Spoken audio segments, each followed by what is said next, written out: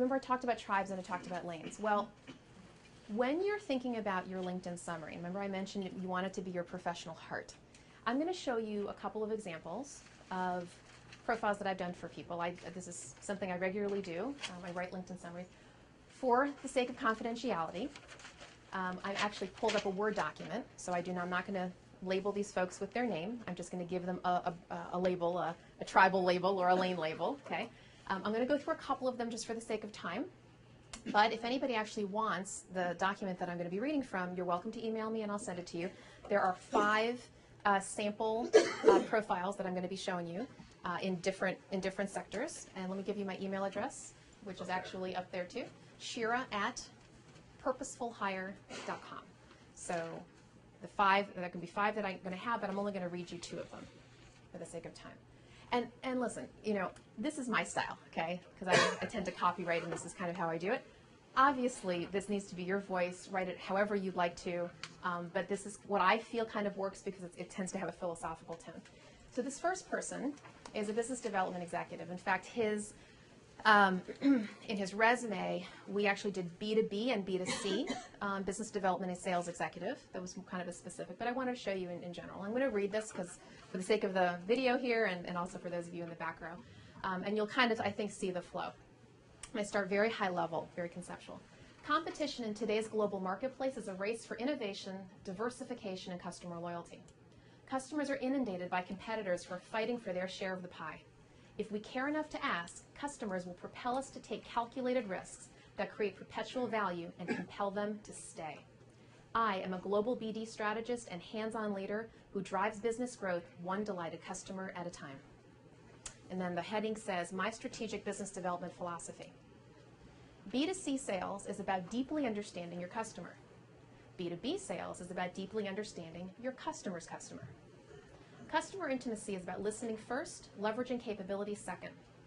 Decisions should be based on facts and metrics, not emotions and feelings.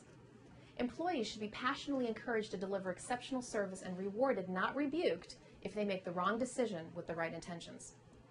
A culture of innovation happens when dialogue is open, unconventional approaches are supported, and uncomfortable conversations are embraced. And finally, courage is making the hard decisions that our competitors won't. My leadership approach. I build intimate, trusting relationships with a personal stake in wildly exceeding customer expectations. I engage executives by presenting the business case that shifts priorities from the individual to the corporation.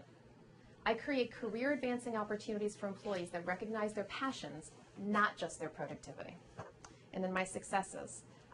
3 different successes that we pulled from his resume, the ones that we felt really most reflected his brand.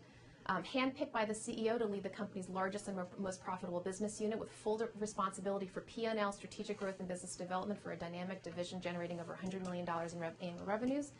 Played primary role in presenting, negotiating, and closing the 5 largest deals in the company history, each valued between $40 million and $80 million, and then captured an 80% worldwide market share of the global cruise industry entirely through organic growth, retained 100% of customer base over a 10-year period. Okay, so this is right. This is one way to do it. Okay. Now, when I have room, and depending upon what the person wants to highlight, and remember, we only have 2,000 characters, about 300 words, right? Sometimes what I do is instead of my successes, that section will actually be a bunch of keywords. You know how LinkedIn used to be where they would prompt you to say specialties and you put keyword, keyword, keyword? Yeah. This is another place to do that. Okay, so there's lots of different ways. So this is one. Here's a second one. Now, notice how this person, BD executive, he's tribe or lane? Lane, absolutely. Clearly a lane guy, okay? He comes from a particular industry, which you might have heard a hint there in the bottom, but I'm not even going to talk about it because it's irrelevant. It's irrelevant where he currently works. He wanted something that was all about being a BD executive because he can cross industries. This person is absolutely tribal. Now, I put her as healthcare reformer, but in reality, and if you were to see her profile, she is very specifically, and actually we'll read this here, into long-term rehabilitation care. I mean, it's a very, very niche kind of field, and she has, in her career, played every single role possible. Okay, she has been on the clinical side, administration side. She's done everything. So this is a reformer, a passion, a vision that she has for it. Individuals with long-term functional limitations require access to integrated disability competent care. The rehabilitation landscape is riddled with barriers to access and care coordination, especially for dual-eligible beneficiaries. Individuals lack access to critical products and services to achieve their mobility potential. My passion is building alliances to develop achievable models of care for people with chronic physical disabilities. The vision: eliminating the need for 24-hour care in institutions, enabling the highest level of functioning and independence, expanding consumer access to complex rehabilitation technology and durable medical equipment. The roadmap: let's bring stakeholders together to identify issues and develop solutions that work.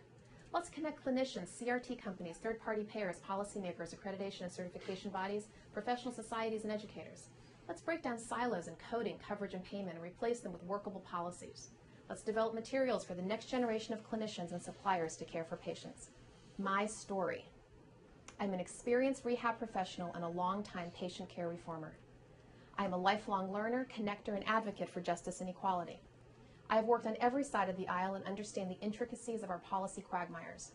I bring a unique perspective that few others have. I want to be part of innovative, creative models of care through the Affordable Health Care Act. I am a change agent. I believe that no is only the beginning of the conversation.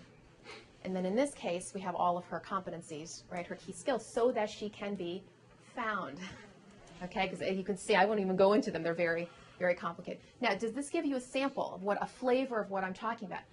Obviously, write this in your own voice, whatever works for you. But I wanted to give you a couple of ideas, Tribal and Lane, so that you understand how you can speak from your professional heart. Yeah. But if you're only three, does this equal 300 words? Mm-hmm. Okay. It's about, yeah, I know. It looks, yeah, it's about, no, I know. Actually, I'll show you.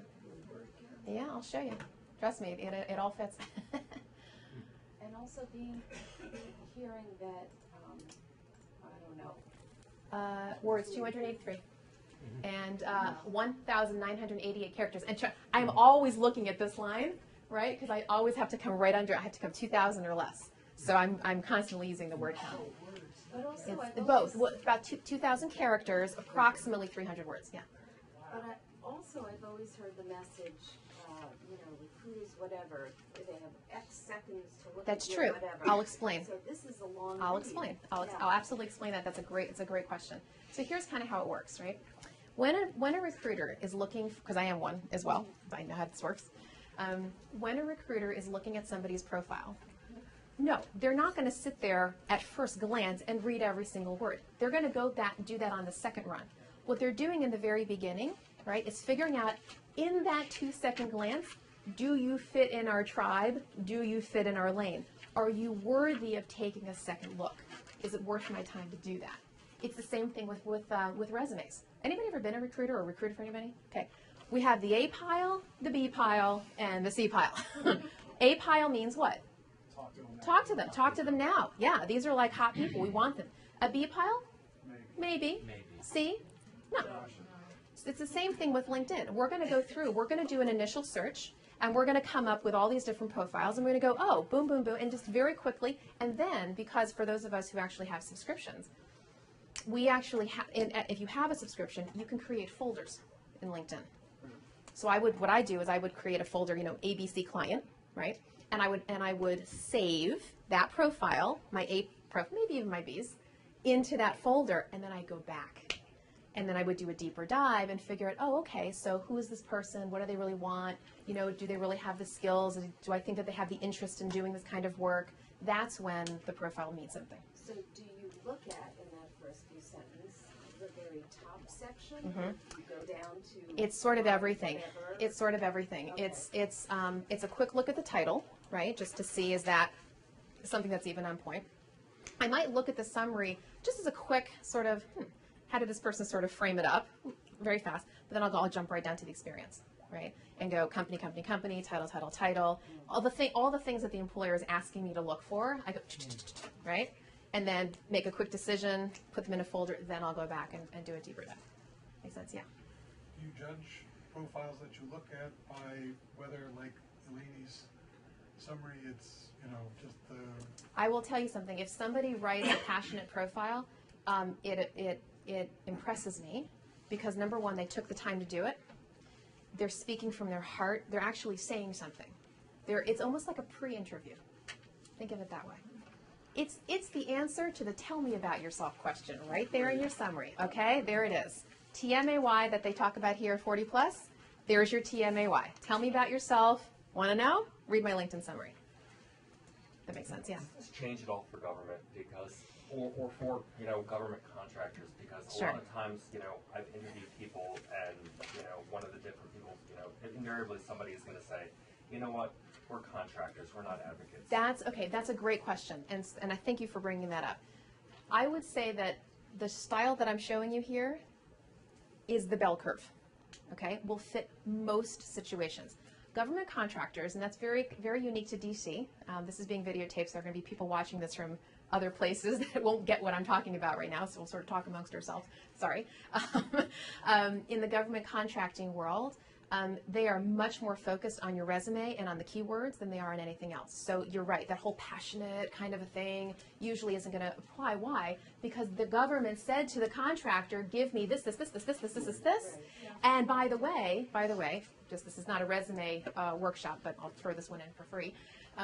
You don't have to abide by the maximum 2 or 3 page resumes. Quite the opposite. For government contractors, they want page after page after page after page. They want, like a government resume, they want every little thing that they can to justify your resume to the proposal for the contract. Okay, so in that case, if your tribe is government contracting, that's a good way to phrase it, right? Because if you were an accountant and you didn't care, I would go and do it passionate.